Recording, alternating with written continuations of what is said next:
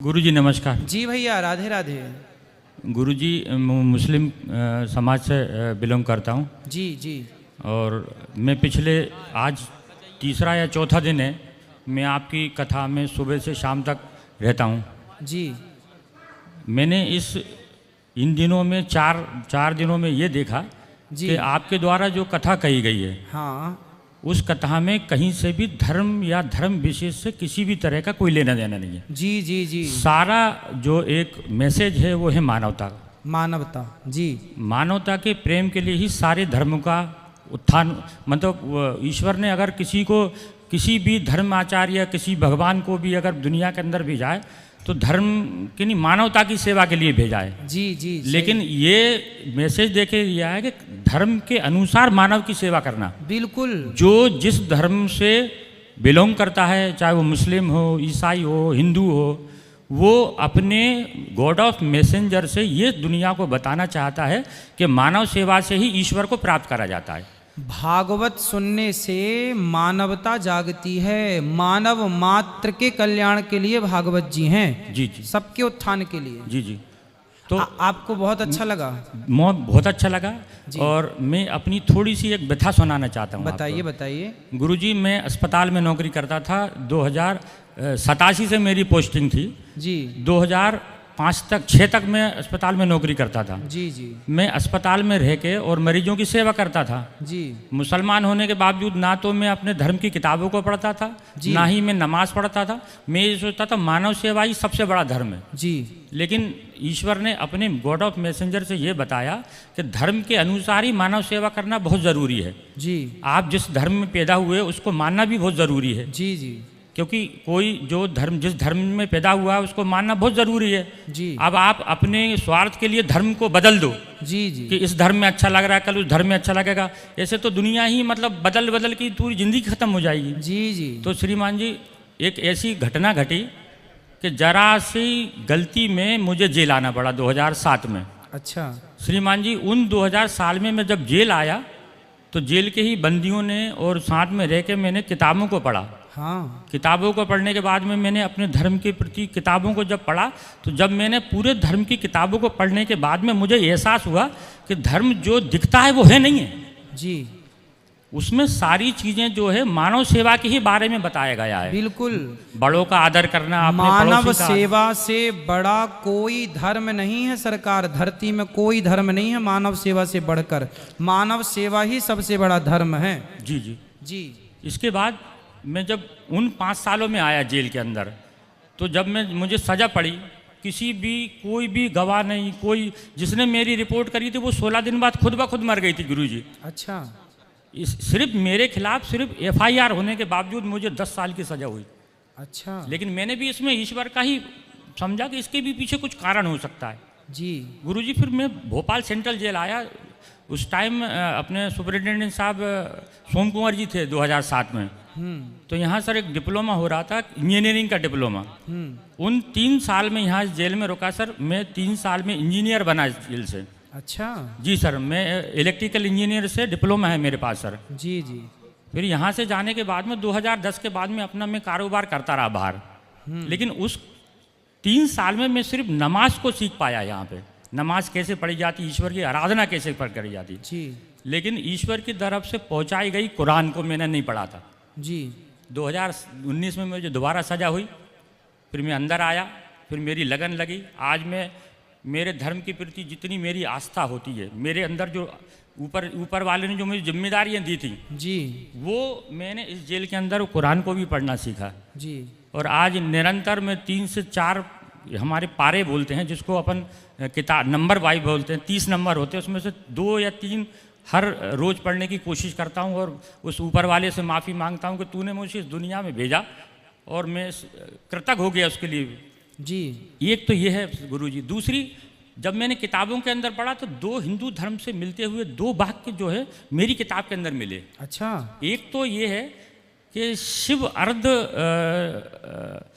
नागेश्वर जिसको बोलते हैं, अर्ध नागेश्वर क्यों कहते हैं? अर्ध नारेश्वर। अर्ध नारेश्वर।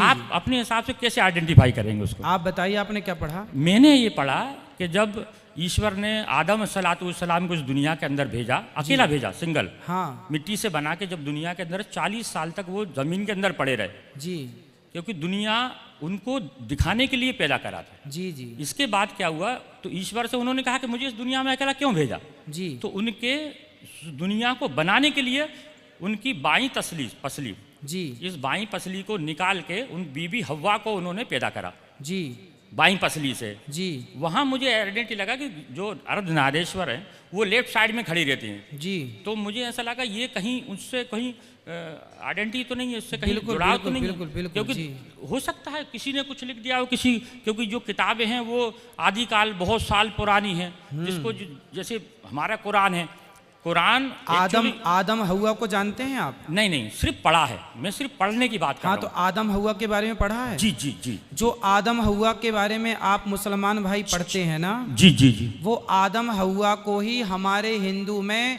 मनु और शत्रुपा कहते हैं। वही मनु जी जी शत्रुपा है, जी जी वही मनु शत्रुपा है, वही मुस्लिम में जी, जी। आदम हव्वा है। जी, नाम बदल गया ना साहब, जी जी जी नाम बदल गया चूंकि भाषा बदल गई। जी जी हम संस्कृत और हिंदी भाषी हैं, जी जी और आपकी भाषा उर्दू है, अरबी है सर। अरबी। अरबी। तो आपने उसे आदम हव्वा कहा। जी, जी। हम देखो बात वही है, जी, आप केला कहो या बनाना कहो, जी जी वस्तु एक है जी, पर नाम दो है, चूंकि भाषा दो हो गई। जी। उसी तरह जो आदम हव्वा आप कहते हैं, जी, जी। वो एक्चुअली ब्रह्मा की संतान मनु और शत्रुपा हैं। जी जी जी हमारे यहाँ उनका उल्लेख है। जी जी जी। एक मेरा सवाल का आपने आइडेंटिटी कर दी। एक दूसरा सवाल और है, जी एक और नबी हमारे यहाँ आए थे, नूह अस्सलातु वस्सलाम। जी आपके जैसे अभी अपने देश के प्रधानमंत्री श्री मोदी जी जो हैं, जी। वो वहाँ नाम कहाँ नीचे गए थे अभी, उसको कौन सी वो है, हाँ, द्वारिकाधीश द्वारिकाधीश जो है वो हाँ। पानी के अंदर है। पानी के अंदर उस है। संबंध में भी एक किस्सा हमारी किताब के अंदर है। बताइए। एक नबी थे नूह अस्सलातु वस्सलाम, जब उन्होंने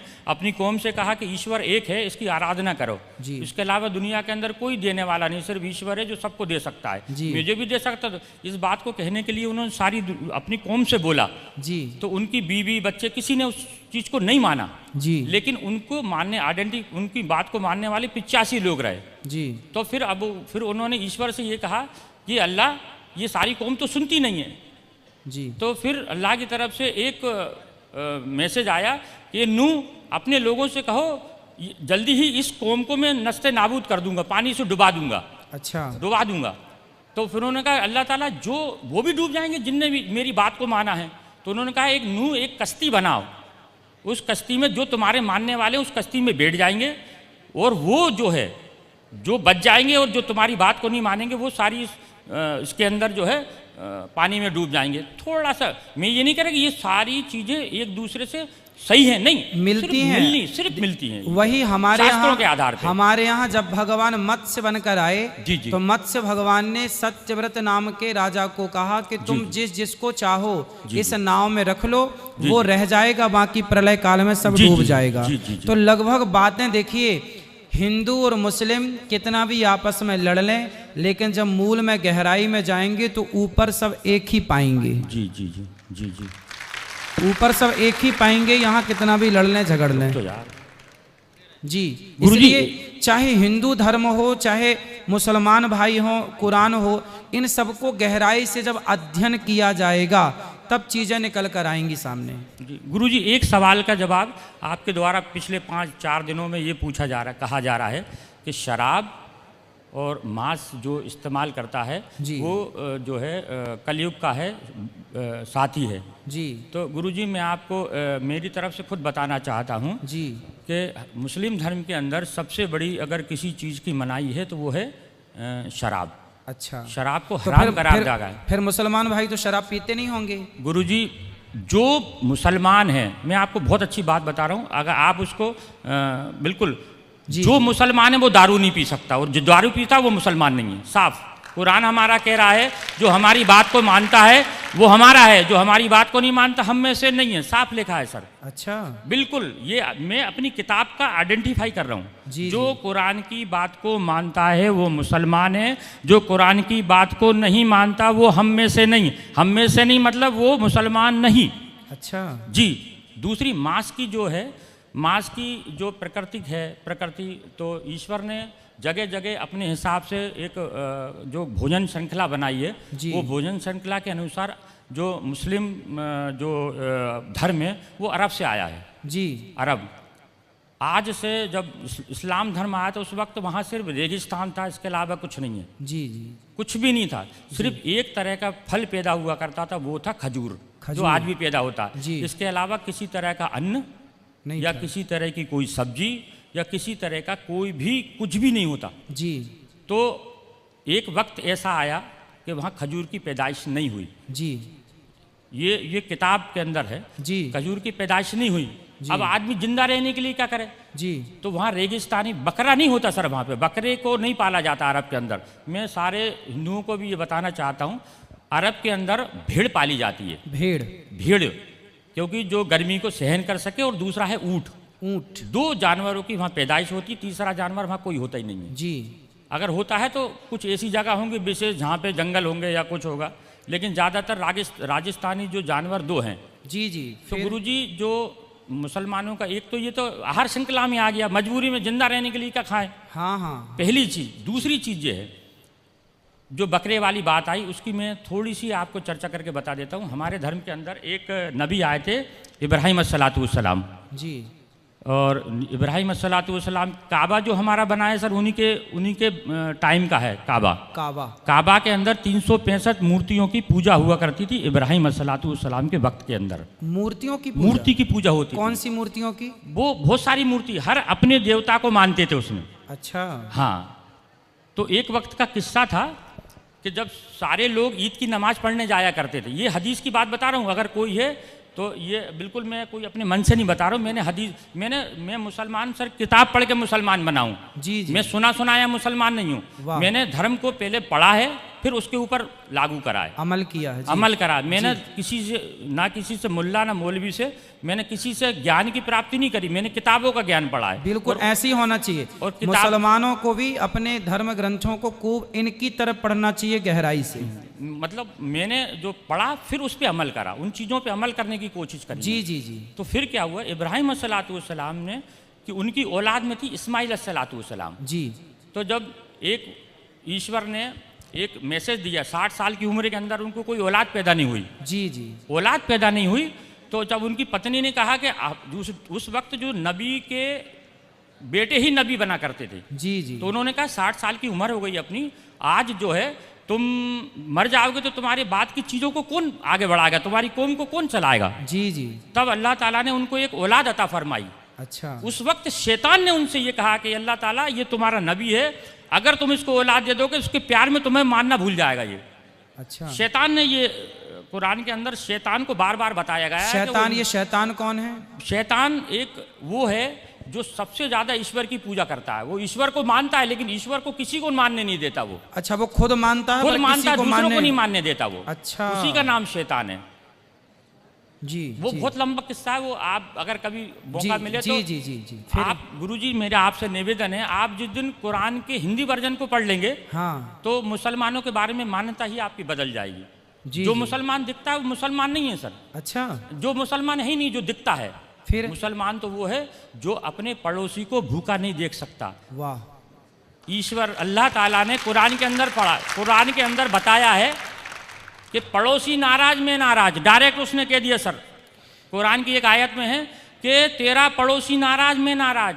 जी। अगर इस बीच अगर तेरा पड़ोसी नाराज है तो तू तेरे द्वारा किया गया है पूजा पाठ वो मैं कबूल नहीं करूंगा, तेरे सर से ऊपर नहीं उठाऊंगा। मतलब मानव जाति की सेवा सबसे बड़ी सेवा सबसे बड़ी कुरान में, ये आइडेंटिटी है। जी जी।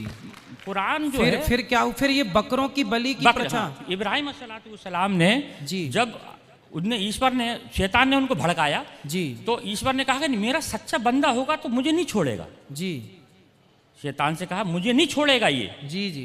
आप उसके लिए बेफिक्र रहो, मेरा सच्चा बंदा है, मेरी इबादत करेगा। जी। फिर उनको औलाद पैदा होती है। हाँ। इंसानी कल्ब के अनुसार स्वार्थी होता है इंसान। जी। जैसी औलाद पैदा हुई तो वो ईश्वर की आराधना में थोड़ा लापरवाही करने लगा, बिल्कुल तो भूल जाता है, भूल जाता है। क्योंकि 60 साल की उम्र में जिसको बच्चा पैदा हो उसकी कितनी खुशी होगी। बिल्कुल बिल्कुल। तो उसमें उन्होंने उसमें लापरवाही कर दी। शैतान ने जाके ईश्वर से कहा हाँ, कि ये ईश्वर देखा मैंने तुझसे कहा था इसको मत दे। हाँ। लेकिन ईश्वर के नहीं, मेरा सच्चा बंदा है, वो आज है, आज कल आ जाएगा वापस, जी दुनिया नहीं आएगा, तो उनके देख आएगा वापस। तो ईश्वर ने आप इब्राहिम अलैहिस्सलाम को ख्वाब में जो है एक बशारत दी कि ए इब्राहिम कुर्बानी, कहा कुर्बानी, हाँ शब्द कहे। तो इब्राहिम अलैहिस्सलाम ने उस वक्त के हिसाब से 100 ऊँटों को जुबा कर दिया, कुर्बान कर दिया, 100 ऊँटों को, 100 ऊँटों को कुर्बान कर दिया, क्योंकि अल्लाह की तरफ से ये बात थी। कुर्बानी, कुर्बानी का मतलब होता है अपने लिए किसी चीज का त्याग कर देना। कुर्बानी का मतलब ये नहीं जानवर को काट देना, अच्छा, अपने लिए त्याग कर देना किसी चीज का, उसका नाम कुर्बानी है। अपनी बुराइयों का त्याग कर देना। हाँ, ठीक तो है। फिर इसके बाद ऐसे करके 3 दिन तक उनको ख्वाब आए। फिर उन्होंने चौथे दिन अल्लाह ताला से कहा, अल्लाह ऐसा क्या मामला है कि इतनी कुर्बानी देने के बाद तू मुझसे नाराज, मतलब नाराज है, मेरी कुर्बानी को कबूल नहीं कर रहा। तो अल्लाह ताला ने कही कि इधर से दूसरे चौथे दिन उनको बशारत हुई कि दुनिया के अंदर सबसे ज़्यादा जिससे तू मोहब्बत करता है उसकी कुर्बानी। अच्छा, तो अब उन्होंने फिर अपनी पत्नी से कहा कि अल्लाह की तरफ से ऐसा आया है कि कुर्बानी मांग रहे हैं। फिर अल्लाह ताला ने, उसकी बीवी ने समझाया, आपकी बीवी ने समझाया कि आप सबसे ज़्यादा किससे मोहब्बत करते हैं। तो कहने लगे कि मैं अपने बच्चे से मोहब्बत करता हूँ। तो उन्होंने कहा कि आप इसी की कुर्बानी मांग रहे हैं। अच्छा, ईश्वर उनसे कुर्बानी मांग रहे हैं। जी जी। तो फिर आगे ये होता है कि ये बात दोनों मियाँ बीवी करते हैं। तो इस्माइल अलैहिस्सलाम जो रहते हैं वो सुनते रहते हैं। 5 साल की उम्र होती है उनकी जी। 5 साल का बच्चा थोड़ा समझदार हो जाता है। ठीक है। और आप तो नबी थे इस्माइल अलैहिस्सलाम। जी जी। तो ये बीबी से कहते हैं कि इसको नहला धुला के कंप्लीट करना, और इस एक रस्सी, कपड़ा और छुरी मेरे झोले में रख देना, और इनको नहला धुला के मैं घर में कुर्बानी करूंगा तो ये रोएगा, गड़गड़ाएगा, तुम्हारे भी आंसू बहेंगे, इसको मैं जंगल में ले जाकर कुर्बान करूंगा इसको मैं। जी जी। तब इब्राहिम सलातुल्लाम इस्माइल सलातुल्लाम को सुबह देखते हैं, तो उठ के देखते हैं तो इस्माइल सलातुल्लाम पहले से तैयार है जी। उनको हो सकता है आज जल्दी नींद खुल गई होगी, इसलिए जो है खुल गई इनकी जी। जब ये आगे, जब उनको जंगल में लेके जाते हैं, जब जंगल में लेके जाते हैं, जब उनके हाथ पैर बांधने लगते हैं, तो इस्माइल सलातुल्लाम ये कहते हैं कि अल्लाह ताला, अब्बा जान आप अपनी आंखों पे पट्टी बांध लो जी। क्योंकि ईश्वर ने यानी अल्लाह ने एक उनके ऊपर शर्त रखी थी कि इब्राहिम अगर तू अपनी औलाद की कुर्बानी देगा तो तेरी आंखों से आंसू का अगर कतरा भी गिर गया तो मैं तेरी कुर्बानी को कबूल नहीं करूंगा। अब बताइए सर। जी जी। एक तो शर्त लगा दी बेटी की कुर्बानी की और आंसू की। यही हमारे यहाँ एक घटना घटी। हमारे यहाँ एक राजा हुए हैं मोरध्वज। मोरध्वज ने भी अपने बेटे को आरे से चीर कर दान दिया था, और उसकी भी शर्त थी कि आपकी आंखों में आंसू नहीं आना चाहिए, तब आपकी पूजा और आपकी भक्ति को स्वीकार किया जाएगा। तो देखिए, जो हमारे धर्म ग्रंथों की कहानियां हैं, जो चर्चाएं हैं, जो कथाएं हैं, वो कहीं ना कहीं मैच हो रही हैं। हमारा जो धर्म है इतना श्रेष्ठ है जी। हमारे यहाँ भी मोरध्वज की एक कथा इसी से मैच करती है जी। थोड़ा शॉर्ट में करता हूँ, लोग कह रहे हैं कि शॉर्ट में करो। जी जी। उसमें फिर आगे जाके जब वो पट्टी बांधते हैं, हाँ। पट्टी बांधने के बाद में उनको ऊपर जब छुरी फेरते हैं जी। जब छुरी फेरते हैं तो छुरी चलना बंद हो जाती है। अच्छा। क्योंकि छुरी भी दुनिया के अंदर ईश्वर की मोहताज है। दुनिया के अंदर कोई भी, मैं आप, दुनिया की हर चीज़ ईश्वर की मोहताज है। ठीक है। वो ईश्वर जब तक किसी चीज़ को आदेश नहीं देगा, वो उसकी हिम्मत नहीं कि वो उस पर किसी चीज़ पे चल जाए। जी जी। फिर जब वो ज़बरदस्ती फेरते हैं तो मैं की आवाज़ आती है सर। ये सब किताबों के अंदर लिखा है। जी जी। मैं की आवाज़ आती है तो देखते हैं कि मेरे बेटे के अंदर से मैं यानी घमंड, अभिमान। मैं का कुरान का मैं अगर लिखा है, मैं का मतलब होता है घमंड जी। कि मेरे बच्चे के अंदर से मैं की आवाज़ आई। जी। तो वो जब कपड़ा हटाते हैं तो देखते हैं कि एक जो है भेड़ का बच्चा है जो नीचे पड़ा हुआ है, और इस्माइल सलाम दूर खड़े हैं। अच्छा। सिर्फ ईश्वर की परीक्षा थी वो जी। मकसद था सिर्फ परीक्षा लेना। परीक्षा लेना। अब वो पूछते हैं इस्माइल से, अल्लाह से पूछते, अल्लाह आपने एक तो ये कटवा दिया, हाँ। आपने परीक्षा ली, जानवर का क्या करना है? तब उन्होंने ये कहा था कि इसके 3 हिस्से करो, एक आप खाओ, एक पड़ोसी में बांटो और एक गरीबों को दो। फिर उन्होंने कहा कि ये वाली जो चीज़ है कुर्बानी, यानी ईश्वर की तरफ से दी गई हर चीज़ की कुर्बानी मुसलमान के लिए जायज़ है। तो उसकी इस चीज़ को, उस घटना को याद करने के लिए लोग बकरा ईद पे कुर्बानी करते हैं। बकरा खाना मकसद नहीं है, हाँ। या बकरा काटना मकसद नहीं है जी। मकसद है सर सिर्फ उस चीज़ को याद करना कि अब बाप ने अपने बेटे की कुर्बानी सिर्फ ईश्वर के कहने पे दी। ये मकसद है सर। ये है बस अकेला, ये समझाना चाह रहा था। बकरा काटना मकसद नहीं है, जी। मकसद था सिर्फ ईश्वर के आदेश का पालन करना, जी। ये था बस। नहीं तो उन्होंने किया ईश्वर के आदेश का पालन, उन्होंने किया ईश्वर के आदेश का जी, पालन, जी जी जी। तो फिर बाकी लोग उस बकरे को काटने का वो रिवाज चालू हो गया। जी जी जी जी, बस मकसद सिर्फ इतना सा था कि इस चीज को याद करना है। और तो अभी आपके हिसाब से ये बकरा काटना आज के युग में, चलो उनकी मजबूरी थी, उन्होंने ईश्वर ने उनकी परीक्षा ली, जी, पर जी। आज तो किसी की परीक्षा नहीं ले रहा है ना कोई। आज के हिसाब से, जिस हिसाब से लोग बकरा ईद को इस्तेमाल इस चीज़ को करते हैं, वो उनको इस चीज़ का ज्ञान ही नहीं है कि इसका मतलब क्या है। जी। उनका मतलब है कि उस जानवर को अपने बच्चों के जैसा पालो और फिर उसको अपने हाथ से ज़िबा करो, उसको फिर उसको बांटो दूसरों में, कुर्बानी सिर्फ उस चीज़ को याद करने के लिए है मकसद, जी। और सबके लिए नहीं है। जो ये कुर्बानी करना सबके लिए नहीं है। अच्छा। जो जिसके पास हैसियत है उसके ऊपर जायज़ है बस अकेला। जी जी। सबके लिए नहीं है सर, ये सबके लिए नहीं है, सिर्फ जिसके ऊपर जायज़ है उसके लिए ऊपर है। तो ये किसी की हत्या करना, बकरे की इत्यादि हत्या, ये सही है या गलत है? मेरे हिसाब से अगर धर्म के हिसाब से देखें तो मैं मानता हूँ उसके हिसाब से, उस वक्त के हिसाब से सही होगा। हाँ। अब आज के हिसाब से ये बड़े बड़े धर्म गुरु हैं, वो आपके, क्योंकि हर धर्म के गुरु होते हैं, जैसे आप हिंदू धर्म के आइडेंटिफाई हैं, आप जैसा आदेश देते हैं, अगर मैं अपने यहाँ से कहूँगा कि नाजायज़ है तो ये उनकी खिलाफत हो जाएगी, उनकी बुराई हो जाएगी। जी। और बुराई मतलब ये है कि किसी धर्म के प्रचारक की बुराई करना। जी, हो जी। सकता मैं अपने अंदर से कह सकता हूँ मेरे लिए बुरा है, लेकिन मैं धर्म के मामले में नहीं कह सकता कि ये धर्म के जो बड़े हैं उनके खिलाफ मैं अपना आदेश दूं कि नहीं ये बुरा है। जी जी जी। मैं अपने, क्योंकि मेरे घर में मेरे हिसाब से हम लोग मांस का बहुत कम उपयोग करते हैं। शादी ब्याह में जाते हैं, घर में इस्तेमाल नहीं करते सर हम। जी जी। शादी में हमारे यहाँ नॉनवेज नहीं बनता सर। हम लोग, क्योंकि मैं ऐसे परिवार से बिलोंग करता हूँ जहाँ संबंध दूसरे लोगों से ज़्यादा हैं सर। चलिए, भगवान आपको सुखी रखें। जी, जी। आपसे बात करके अच्छा लगा। अपराध क्या हो गया आपसे कि जेल आना पड़ा आपको? अपराध सर एक सिर्फ चांटे का अपराध था। मेरे मोहल्ले के अंदर एक पड़ोसी से लड़ाई हो गई थी, तो मैंने उसको चांटा मार दिया था सर। अच्छा। तो उसकी थाने में रिपोर्ट कराने गए कि मेरा चांटा कर दिया, तो हमारे दुश्मनों ने वो कहा कि चांटे की क्या रिपोर्ट करना, अपनी बीवी से उन्होंने 76 लगवा दिया था सर। ये था। अच्छा। चलिए, भगवान आपको सुखी रखें, जी, जी। जल्दी मुक्त करें आपको।